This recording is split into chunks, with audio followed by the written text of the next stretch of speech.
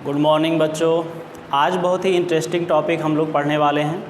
Physics में आप लोग जानते हैं कि जो आपका इमेज फॉर्मेशन वाला टॉपिक है लाइट चैप्टर में, वो अक्सर बच्चों को परेशान करता रहता है। ठीक है, तो इसी वजह से मैंने जो है उस टॉपिक को चूज़ किया है और यहाँ पे बहुत आराम से धीरे धीरे से आपको यहाँ पे हम समझाएंगे और उम्मीद है कि आप लोगों को ये चीज़ एकदम से क्लियर समझ में आएगी, जिसको हम क्रिस्टल क्लियर बोलते हैं हमेशा। ठीक है, क्लास में भी मैं बच्चों के सामने क्रिस्टल क्लियर बोलता रहता हूँ। तो उम्मीद है कि ये जो लेक्चर अभी हम करने वाले हैं आपको बहुत ही अच्छी तरीके से समझ में आने वाला है। देखिए, image formation by concave mirror एक टॉपिक है, उसी तरीके से image formation by convex mirror एक अलग टॉपिक है। लेकिन यहाँ पे हम पहले image formation by concave mirror discuss करेंगे और अगर टाइम परमिट करेगा तो हम लोग image formation by convex mirror को भी समझेंगे। ठीक है, तो सबसे पहले image formation by concave mirror हम यहाँ पे देखते हैं। सबसे पहले हम हेडिंग डाल देते हैं image formation by concave mirror. Image formation by concave mirror.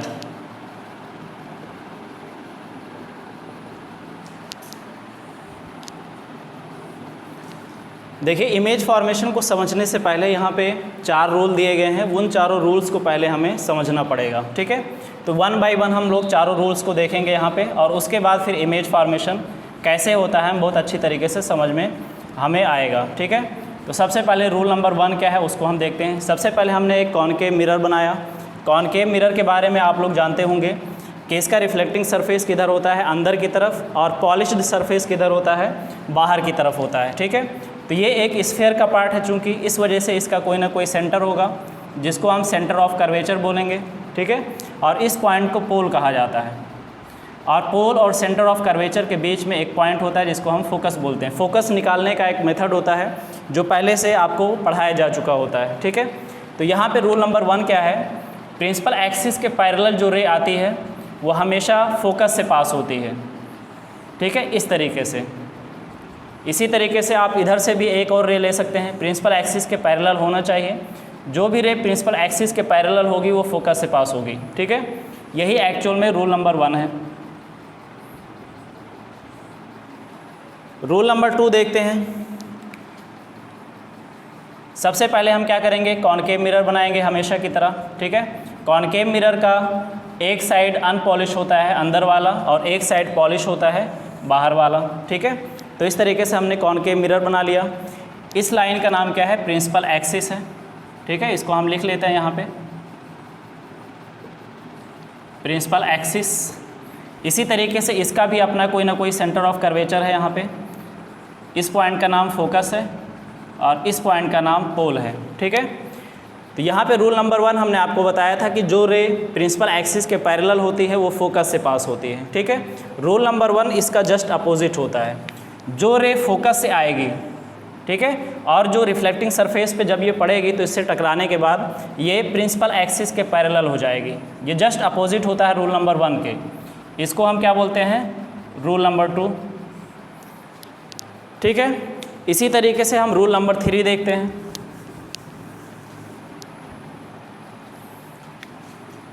सबसे पहले कॉनकेव मिरर हम बनाएंगे हमेशा की तरह।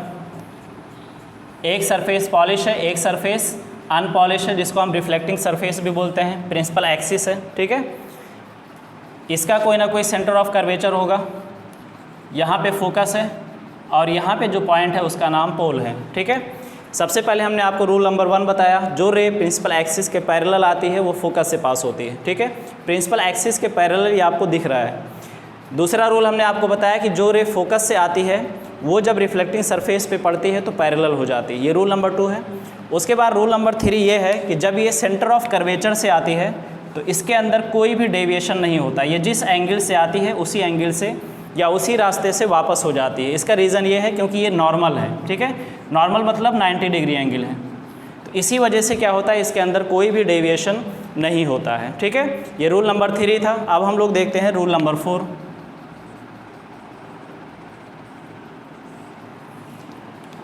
रूल नंबर 4 क्या है इसको देख लेते हैं।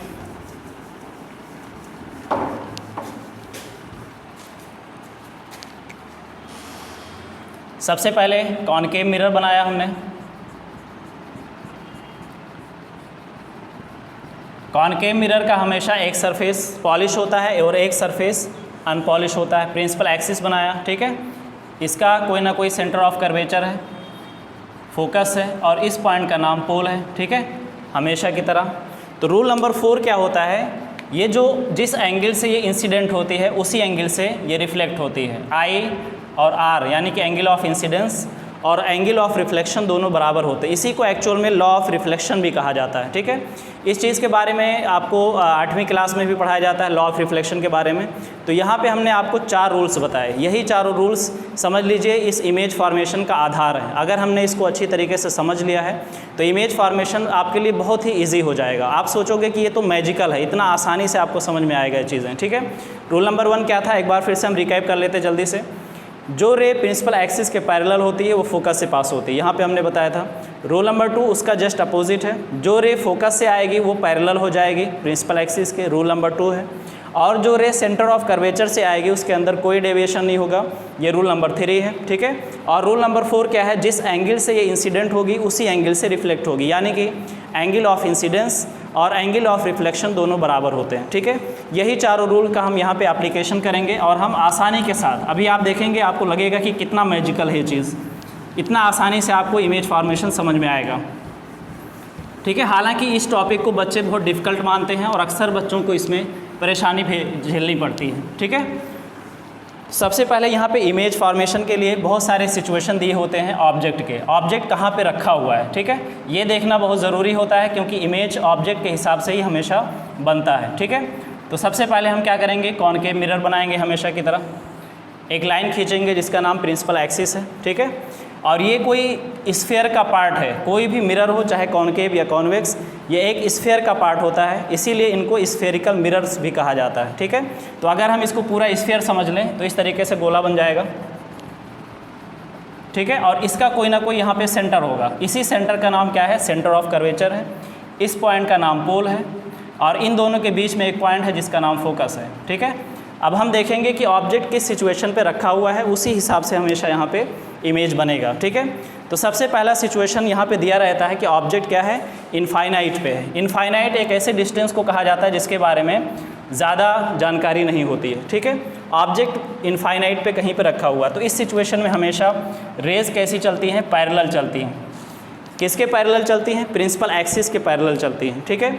और अभी हमने आपको रूल नंबर 1 में बताया था कि जो भी रे प्रिंसिपल एक्सिस के पैरेलल होगी वो हमेशा फोकस से पास होगी, ठीक है।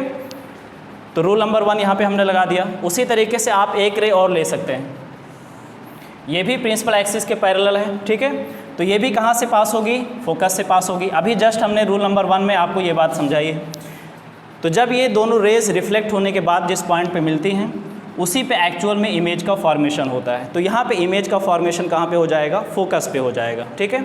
और ये इमेज कैसा होगा, छोटा सा होगा, आपको दिख रहा है पॉइंट साइज है, इसीलिए इसको हाईली डिमिनिश्ड इमेज भी कहा जाता है, ठीक है। तो ये पहला सिचुएशन है जब ऑब्जेक्ट इनफाइनाइट पे है तो इमेज कहाँ पे बनता है, फोकस पे बनता है, ठीक है। ये आपको अच्छी तरीके से समझ में आ गया होगा। सेकेंड सिचुएशन देखते हैं।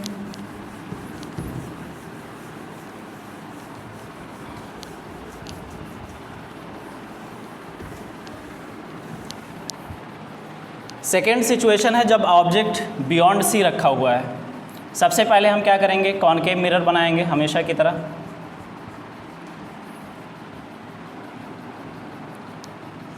परपेंडिकुलर लाइन जिसका नाम प्रिंसिपल एक्सिस है, ठीक है। इसका सेंटर ऑफ कर्वेचर है यहाँ पे, फोकस है यहाँ पे, और इस पॉइंट का नाम पोल है, ठीक है।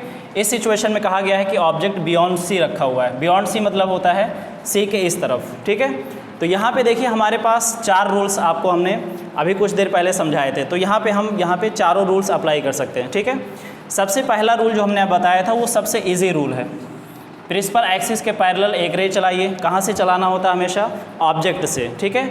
ऑब्जेक्ट बियॉन्ड सी रखा हुआ है, वहाँ से हमने एक पैरेलल रे चलाया, ठीक है। तो ये रे हमेशा क्या होता है, फोकस से पास होती है, ठीक है। इसका रूल है, ये हमेशा फोकस से पास होगा। इसके अलावा देखिए आप कहीं से भी पास कर सकते हैं, सी से भी पास कर सकते हैं, ठीक है। तो इसको हम सी से भी पास कर सकते हैं, इसी तरीके से इसको हम एफ से पास कर सकते हैं, रूल नंबर 2। और रूल नंबर 4 हमने जो ऑब्लिक वाला बताया था वो भी हम यहाँ पे अप्लाई कर सकते हैं। तो इस सिचुएशन में हमारे पास चारों रूल्स अप्लाई करने के छूट है, पॉसिबिलिटी है, ठीक है। कोई भी एक रूल हम यहाँ पे अप्लाई कर लेते हैं, फोकस वाला हम अप्लाई कर लेते हैं, ठीक है। तो फोकस से हम जब लेकर के जाते हैं तो ये क्या होती है, प्रिंसिपल एक्सिस के पैरेलल हो जाती है। तो हमें क्या कर देना है, प्रिंसिपल एक्सिस के पैरेलल कर देना इसको, ठीक है। तो ये दोनों कहाँ पे मिल रहे हैं, सी और एफ के बीच में, ठीक है। तो इस तरीके से यहाँ पे इमेज बन जाएगा। ये इमेज का पोजीशन है, object image between C and F, ठीक है। ये पॉसिबिलिटी नंबर 1 है। इसके अलावा भी हमारे पास कई सारी पॉसिबिलिटीज़ हो सकती हैं।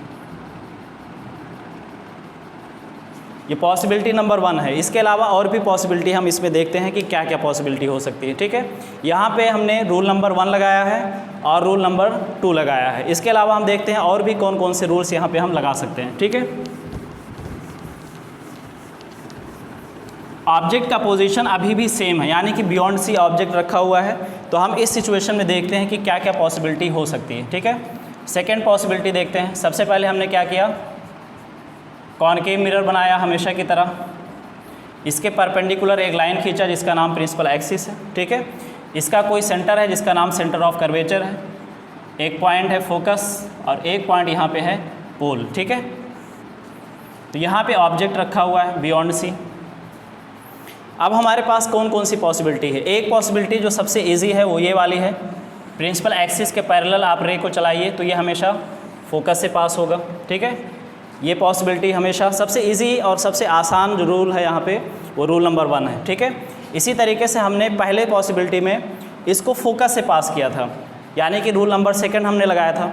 लेकिन अभी हम यहाँ पे रूल नंबर 3 यानी कि सेंटर ऑफ कर्वेचर वाला रूल लगा रहे हैं, ठीक है। तो सेंटर ऑफ कर्वेचर पे हमने आपको क्या बताया था कि यहाँ पे कोई भी डेविएशन नहीं होता है, जिस रास्ते से ये जाती है उसी रास्ते से वापस हो जाती है, तो इसमें कोई भी डेविएशन नहीं है, ठीक है। तो इस सिचुएशन में आप देख रहे हैं कि दोनों रेस कहाँ पे मिल रही हैं, सी और एफ के बीच में। तो फिर से इमेज कहाँ पे बन गया, सी और एफ के बीच में। Image between C and F, ठीक है। ये पॉसिबिलिटी नंबर 2 है।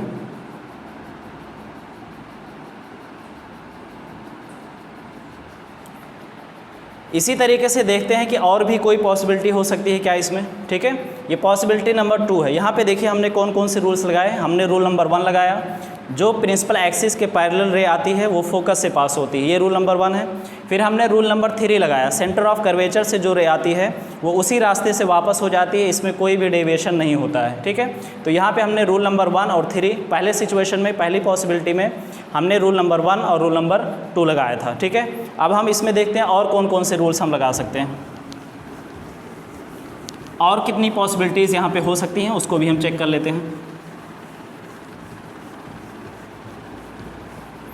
तो आप यहाँ पे देख रहे हैं कि एक ही इमेज बनाने के बहुत सारे तरीके हो सकते हैं, ठीक है। कहने का मतलब ये है कि कभी भी फिजिक्स में किसी चीज़ को रटने की ज़रूरत नहीं होनी चाहिए। अगर आप चीज़ों को रट रहे हैं इसके मतलब आप जो है कॉन्सेप्ट को नहीं समझ पा रहे हैं, और फिजिक्स में जो कॉन्सेप्ट नहीं समझ पाते हैं वो हमेशा रटते रहते हैं, और जब हायर क्लासेस में जाते हैं, मेडिकल की या आईआईटी की प्रिपरेशन करते हैं, तो फिर वो बहुत ज़्यादा डिफ़िकल्टी फेस करते हैं फिजिक्स में, ठीक है। यहाँ पे एक पॉइंट है जिसका नाम सेंटर ऑफ कर्वेचर है, इस पॉइंट का नाम फोकस है, इस पॉइंट का नाम पोल है, ठीक है। यहाँ पे हम चेक कर रहे हैं कि और भी पॉसिबिलिटी हो सकती है क्या इमेज फॉर्मेशन की इस सिचुएशन में, ठीक है। ऑब्जेक्ट जो है अभी भी बियॉन्ड सी रखा हुआ है, तो इस सिचुएशन में हम देखते हैं कि क्या पॉसिबिलिटी हो सकती है। देखिए हमने रूल नंबर 1, 2, रूल नंबर 1 और 3 आपको लगा करके समझा दिया है, ठीक है। अब हम यहाँ पे रूल नंबर 2 ले रहे हैं, फोकस से पास कर रहे हैं। तो जब फोकस से पास करते हैं तो ये रे क्या होती है, पैरेलल हो जाती है, ठीक है। इस तरीके से फोकस से आएगी तो ये पैरेलल हो जाएगी, किसके पैरेलल, प्रिंसिपल एक्सिस के पैरेलल, ठीक है। दूसरा हम क्या कर सकते हैं, सेंटर ऑफ कर्वेचर से लेके जा सकते हैं, तो इसके अंदर कोई भी डेविएशन नहीं होता है, जिस एंगल से जाती है या जिस रास्ते से जाती है उसी रास्ते से ये रे वापस हो जाती है, ठीक है। तो यहाँ पे आप देख रहे हैं कि दोनों फिर से कहाँ पे मिल रही हैं, सी और एफ के बीच में। तो ये दोनों जहाँ पे मिलेंगी हमेशा इमेज का फॉर्मेशन उसी जगह पे हो जाएगा। इमेज अभी भी कहाँ बन रहा है, बिटवीन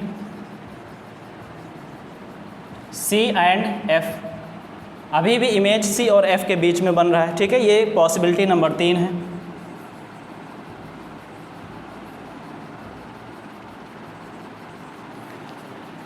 तो यहाँ पे आप देख रहे हैं कि एक ही इमेज के बनाने के कई सारी पॉसिबिलिटीज़ हो सकती हैं। अभी इसमें हम 2-3 तरीके से और इमेज बना सकते हैं, ठीक है।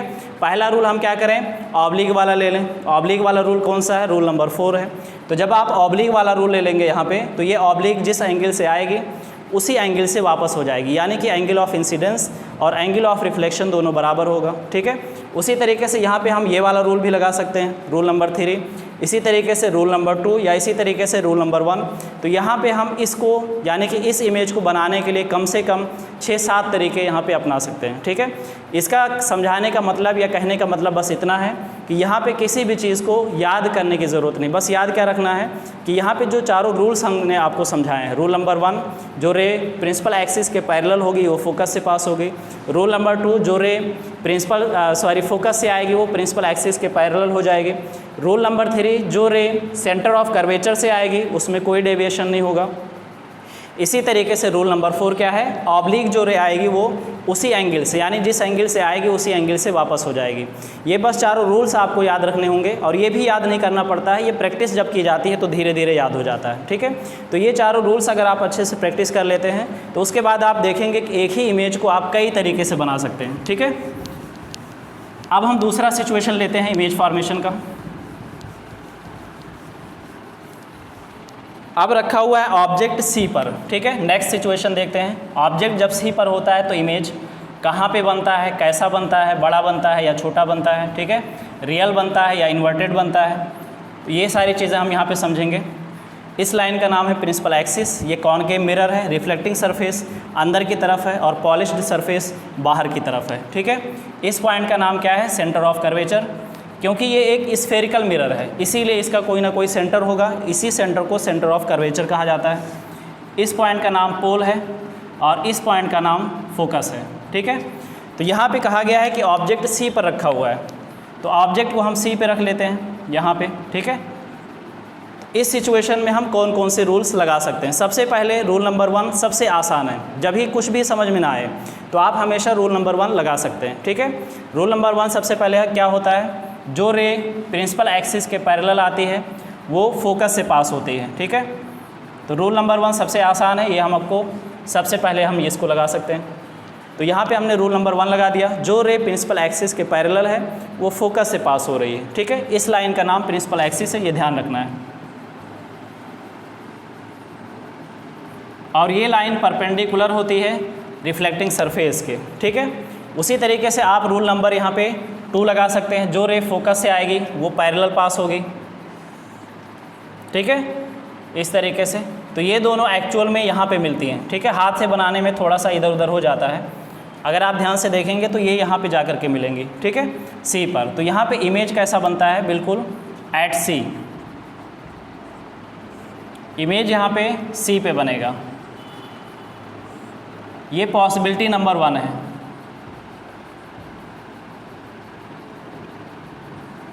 ठीक है, तो यहाँ पे हमने कौन कौन सा रूल लगाया है। रूल नंबर 1, जो रे प्रिंसिपल एक्सिस के पैरेलल होती है वो फोकस से पास होती है। दूसरा रूल नंबर 2 हमने लगाया है जस्ट अपोजिट, जो रे फोकस से आती है वो प्रिंसिपल एक्सिस के पैरेलल हो जाती है, और उसके बाद ये दोनों जहाँ पे मिलती हैं वहीं पे इमेज फॉर्मेशन होता है, ठीक है, इस तरीके से। तो आप इसको देखेंगे कि यहाँ पे बिल्कुल सी पे जहाँ पे ऑब्जेक्ट है उसी जगह पे यहाँ पे इमेज फॉर्मेशन हो रहा है, ठीक है। तो इस सिचुएशन में ऑब्जेक्ट जितना बड़ा रहेगा इमेज भी उतना ही बड़ा रहेगा, यानी कि size of the object as well as size of the object दोनों यहाँ पे सेम है, ठीक है।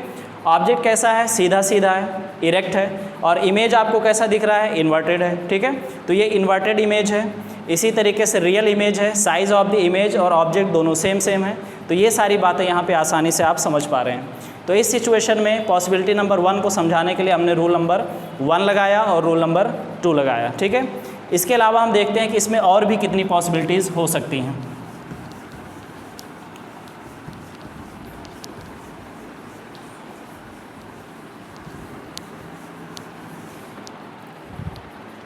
पॉसिबिलिटी नंबर 2 देखते हैं। सबसे पहले हमने कॉनकेव मिरर बनाया, एक सरफेस अनपॉलिश और एक सरफेस पॉलिश। जो अनपॉलिश सरफेस है वो किधर है, अंदर की तरफ है, ठीक है। इस लाइन का नाम है प्रिंसिपल एक्सिस। यहाँ पे सेंटर ऑफ कर्वेचर है, यहाँ पे फोकस है और यहाँ पे पोल है, ठीक है। ऑब्जेक्ट कहाँ पे रखा हुआ है, सी पे रखा हुआ है। तो अभी हमने आपको रूल नंबर 1 और रूल नंबर 2 लगा करके समझाया था। अब हम देखते हैं इसके अलावा कितने रूल हम लोग लगा सकते हैं। रूल नंबर 1 अभी भी हम लगा सकते हैं, ठीक है। तो रूल नंबर 1 क्या है, जो रे प्रिंसिपल एक्सिस के पैरेलल होती है वो फोकस से पास होती है। तो ये हमने रूल नंबर 1 लगा दिया यहाँ पे, ठीक है। उसी तरीके से रूल नंबर 2 पहले सिचुएशन में हमने लगाया था, पहली पॉसिबिलिटी में। अभी हम रूल नंबर 2 नहीं लगाएंगे, अभी हम क्या लगा लेते हैं, रूल नंबर 4 ऑब्लिक वाला, ठीक है। तो ऑब्लिक वाला जब आप लगाएंगे तो ये भी कहाँ पे जा करके मिलेगा, बिल्कुल सी पे, ठीक है। तो ये रूल नंबर यहाँ पे हमने 1 और 4 लगाया। तो इस सिचुएशन में भी आप देखेंगे कि इमेज कहाँ पे बनता है, एट सी।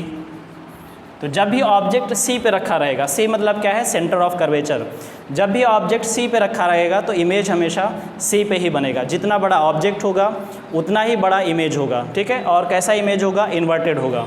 और कैसा होगा, रियल होगा। रियल इमेज क्या होता है, जब एक्चुअल लाइंस यानी कि एक्चुअल रेज जब आप लेते हैं, उससे जब दोनों रेज मिल करके कोई इमेज बनाती हैं तो उसको हम एक्चुअल इमेज बोलते हैं, ठीक है। और जब हम डॉटेड लाइन से, प्रोजेक्टेड लाइन से इमेज बनाते हैं तब उसको हम वर्चुअल इमेज बोलते हैं, ठीक है। तो इस चीज़ को आप लोग समझ पा रहे होंगे। इसके अलावा भी यहाँ पे और भी पॉसिबिलिटीज़ हो सकती हैं, ठीक है। तो एक और पॉसिबिलिटी देख लेते हैं, ये पॉसिबिलिटी नंबर 2 थी। एक और पॉसिबिलिटी देख लेते हैं। सबसे पहले हमने कॉनकेव मिरर बनाया हमेशा की तरह। सेंटर ऑफ कर्वेचर यहाँ पे होगा, इस पॉइंट का नाम फोकस है, इस पॉइंट का नाम पोल है, ठीक है। ऑब्जेक्ट कहाँ पे रखा हुआ है, सेंटर ऑफ कर्वेचर पे। तो इसमें हम रूल नंबर 1 नहीं लगाते हैं, इसमें हम डायरेक्ट रूल नंबर 2 लगाते हैं, ठीक है। फोकस से जो रे आएगी वो पैरेलल पास होगी, किसके पैरेलल होगी, प्रिंसिपल एक्सिस के पैरेलल होगी। तो ये चीज़ हमने कर लिया। दूसरा यहाँ पे हम रूल नंबर 4 लगा रहे हैं, ठीक है। जो रे जिस एंगल से इंसिडेंट होगी, यानी कि एंगल ऑफ इंसिडेंस और एंगल ऑफ रिफ्लेक्शन दोनों बराबर होना चाहिए, ठीक है। तो यहाँ पे भी आप क्या देखेंगे कि ये दोनों इस पॉइंट पे आकर के मिल रही हैं, इस तरीके से, ठीक है। तो इस सिचुएशन में आपने कौन कौन सा रूल लगाया, रूल नंबर 2 यानी कि फोकस से जब कोई रे आती है तो पैरेलल हो जाती है। और रूल नंबर 4 आपने लगाया यानी कि एंगल ऑफ इंसिडेंस और एंगल ऑफ रिफ्लेक्शन दोनों बराबर होने चाहिए। तो रूल नंबर 1 और रूल नंबर 4 के हेल्प से फिर से आप क्या देखते हैं कि इमेज फिर से कहाँ पे बन रहा है, सी पे बन रहा है, ठीक है, एट सी।